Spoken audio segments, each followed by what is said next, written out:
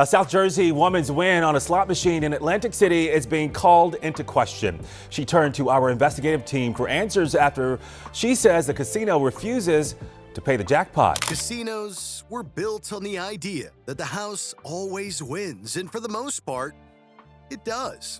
With layers of security, surveillance cameras in every corner, and dealers trained to spot the slightest twitch, beating the system is almost impossible.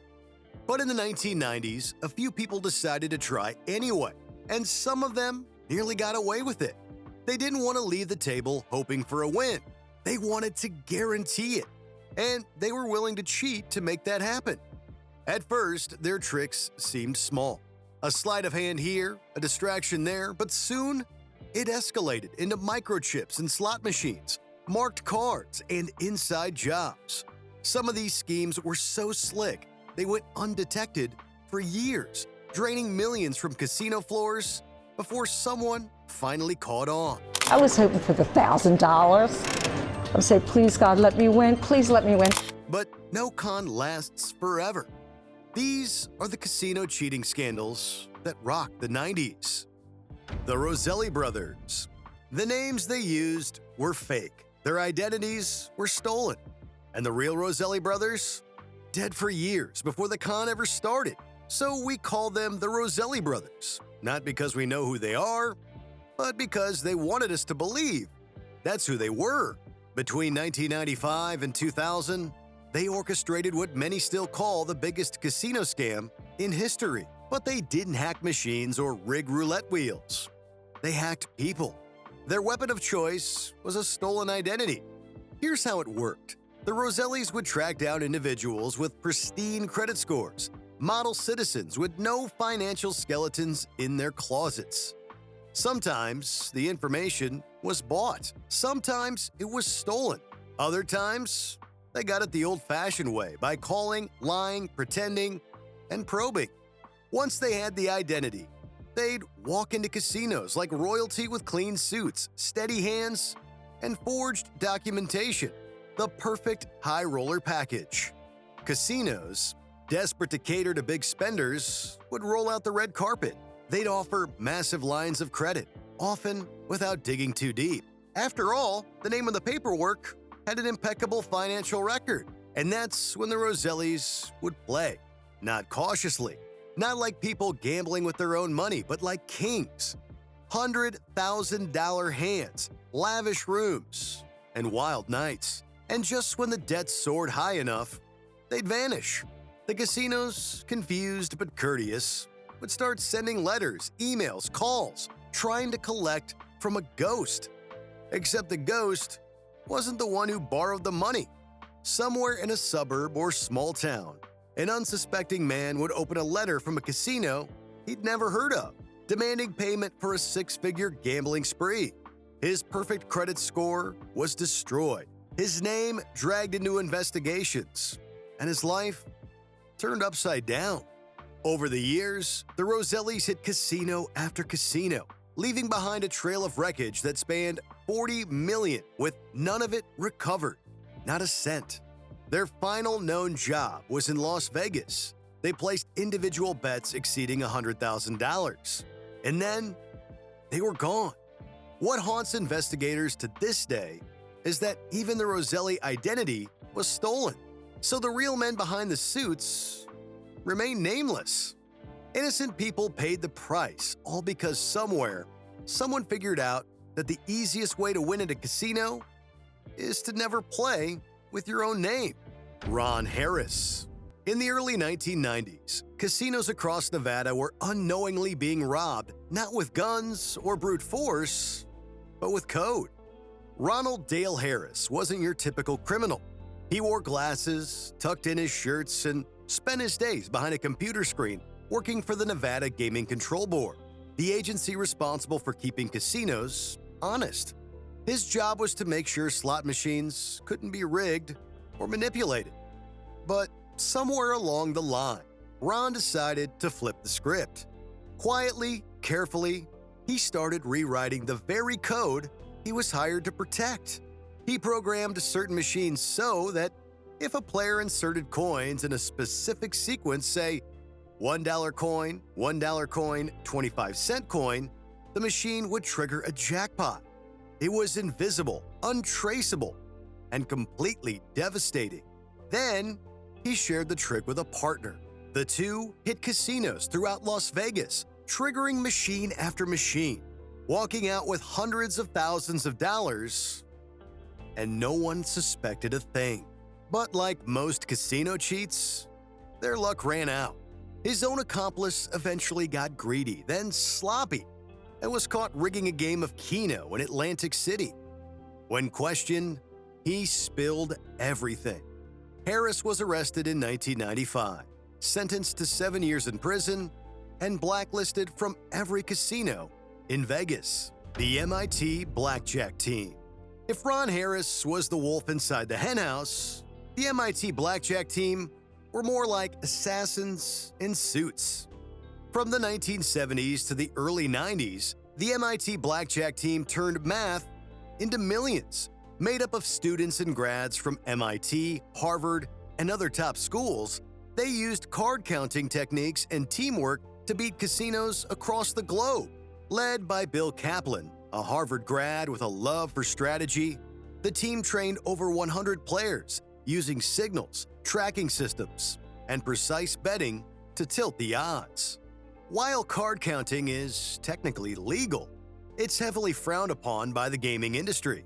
The team began running coordinated missions using spotters, signals, and a rotating cast of players to avoid detection. According to Inc., Kaplan and his investors walked away with over $10 million, but it couldn't last forever. As their wins piled up, so did suspicion. Casino surveillance teams began tracking patterns, compiling faces, and eventually barring members from entering the doors. By 1993, the original group had disbanded, but their story didn't end. The 2008 film 21 brought it to the big screen. Louis the Coin Colavecchio. Where others brought math, Louis Colavecchio brought metal. Louis the Coin Colavecchio didn't counterfeit cash. He counterfeited casino tokens. Using custom-made molds, he produced near-perfect replicas of slot machine coins, flooding machines with duffel bags full of fakes and cashing out thousands, all without risking a single real dollar. Casinos were baffled. The tokens looked so real, they had to be weighted to spot the difference. By the time they caught on, Colavecchio had already made a fortune. In 1997, he was sentenced to 21 months in federal prison. Authorities found 750 pounds of fake coins in his car. But he didn't stop. At age 76, he was arrested again, this time for counterfeiting 2,400 fake $100 bills. Because sometimes, when you outsmart the system once, you spend the rest of your life chasing that same high. William John Brennan. This one is straight out of a movie. In 1992, William John Brennan walked out of a Las Vegas casino with $500,000 and vanished. He wasn't armed. He wasn't masked. He didn't run.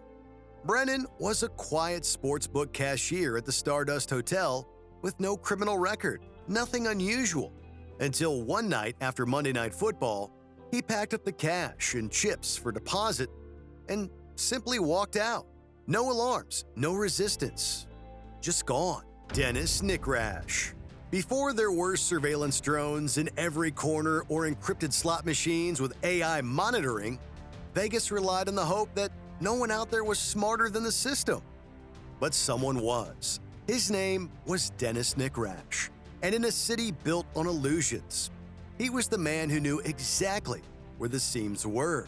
Dennis was a locksmith, quiet, technical, and obsessive. The kind of man who stared at locks not as obstacles, but as puzzles to be solved. In the 1970s, he made his first move, cracking open old-school slot machines using handmade tools. It was clever, mechanical, old school. But he got caught and did his time.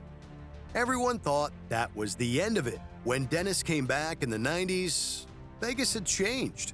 The machines were now computerized, fitted with microchips and logic boards. Casinos thought they were untouchable, but Dennis saw a new kind of puzzle, one written in code instead of steel.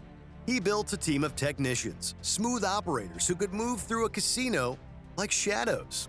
One would distract the floor, another would play the machine, and Dennis would do the real magic, installing a device, tweaking a chip, or making a machine spit out a jackpot that looked perfectly legal.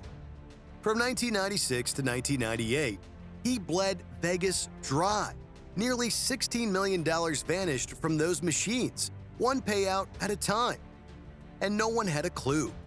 Until an informant turned him in just days before his next big hit. Dennis went back to prison, but this time, the industry took notice. Engineers scrambled to redesign machines, implement encryption, and finally admit that the enemy wasn't always a thief with a crowbar. Sometimes it was a man with a mind sharper than anything money could buy. Richard Marcus. Richard Marcus arrived in Las Vegas with nothing but a suitcase and a broken dream.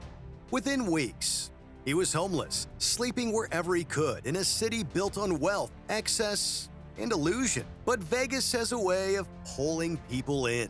He landed a job as a blackjack and baccarat dealer, and from the other side of the table, he learned the games inside out, watching every move, every pattern, and every weakness in the system. He wasn't content dealing the games, he wanted to beat them. One of his most effective tricks was something called past posting, placing bets after the outcome was already known. Marcus would slide a small bet onto the table, just a few $100s. But if the dealer announced a win, he'd act fast so the cameras couldn't catch it. In a single swift motion, he'd swap his small chips for high-value ones, turning a $300 win into $10,000 without anyone noticing. His sleight of hand was so smooth that even trained surveillance teams missed it. And he didn't just pull this off once. He ran the same scam again and again across different casinos, walking away with over $5 million in stolen winnings. According to reports from CNET, law enforcement finally caught up with him, but somehow he was never convicted. No prison time, no criminal record. Instead of vanishing into the shadows, Marcus went public. Today, he's a casino protection consultant, teaching the same institutions he once fooled exactly how he did it. Heather Tallchief. One of the quieter stories of the 90s involved a woman. This wasn't your typical casino scandal. There were no rigged slot machines, no marked cards, no tech hacks. It was no more about beating the game, but taking the whole pots and walking away. In 1993, Heather Tallchief was just a 21-year-old armored truck driver delivering millions to Las Vegas casino ATMs. She wasn't inside the casino, but she hit harder than any card sheet ever could. One morning, while her partners were inside Circus, she drove off with $3.1 million and vanished. No GPS, no chase. Days later, she boarded a private jet disguised as an elderly woman in a wheelchair. When the plane landed, she stood up and walked into freedom. She abandoned the system, and in doing so, she became Vegas's most haunting legend, the woman who never came back.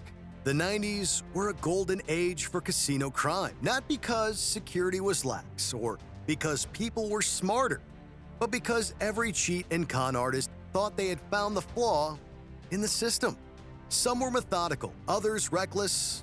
A few disappeared forever, but they all shared one thing. They were wolves in Armani suits and name tags, and they knew the truth that casinos never want to admit. The house doesn't always win.